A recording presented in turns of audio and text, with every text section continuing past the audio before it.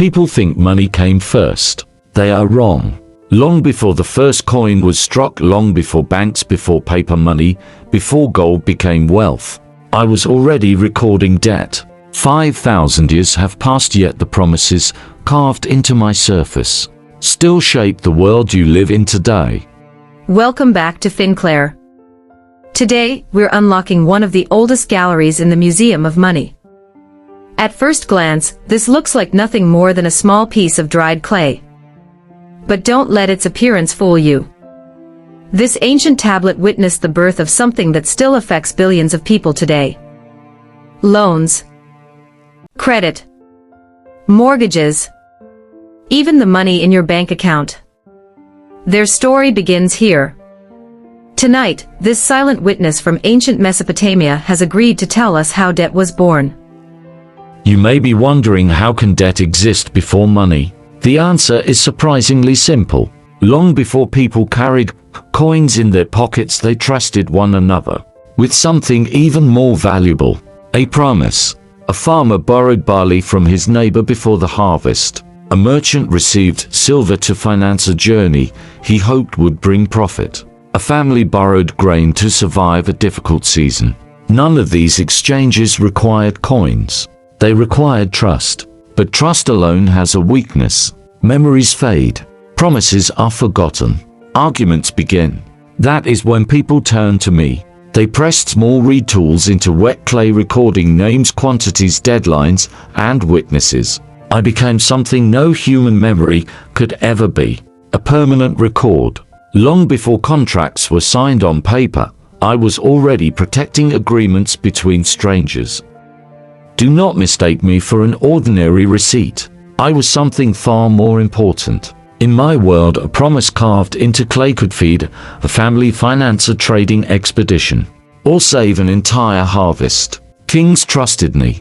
Merchants relied on me. Farmers depended on me.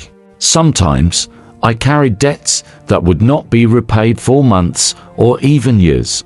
And when disputes arose, I did not argue. I simply revealed the truth. My marks could not be changed with a careless hand. My words could not be erased with a wet cloth. Once the clay hardened, the agreement became part of history. Long before banks protected financial records, I was already protecting trust between people. Not every story I carried had a happy ending. Most debts were repaid. Harvests came. Merchants returned. Families rebuilt their lives.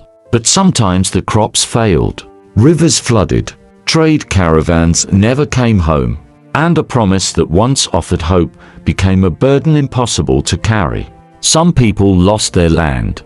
Others surrendered their homes. In the darkest times, some even gave themselves or members of their own families into debt servitude, until what they owed could be repaid.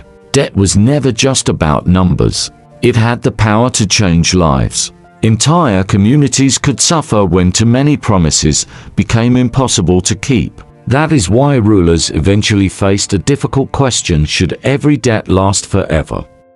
There were times when debt grew so heavy that it threatened an entire kingdom. Too many farmers had lost their land. Too many families could no longer survive. Even the king understood that a society buried in debt could not prosper.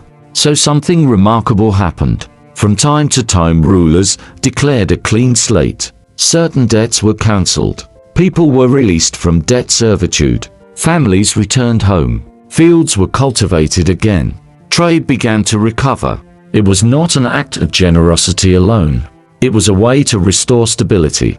A kingdom where no one could begin again was a kingdom that could not move forward. Sometimes the strongest economy begins not with collecting every debt, but by giving people a chance to start over. Thousands of years have passed, yet governments around the world still face the same question.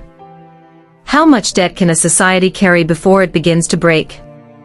It's a question that has never truly disappeared. For thousands of years, people have blamed debt, but debt itself was never the enemy. It was simply a promise to help someone today in exchange for trust tomorrow. Civilizations changed. Coins appeared. Banks were built. Paper money filled wallets. Digital numbers replaced ink. Yet every financial system still depends on the same invisible foundation: trust. This small clay tablet reminds us that finance didn't begin with money. It began with people trusting one another. And perhaps every loan, every mortgage, every credit card we use today is still telling the same story that began 5,000 years ago. Thank you for visiting the Museum of Money. I'll see you in our next gallery.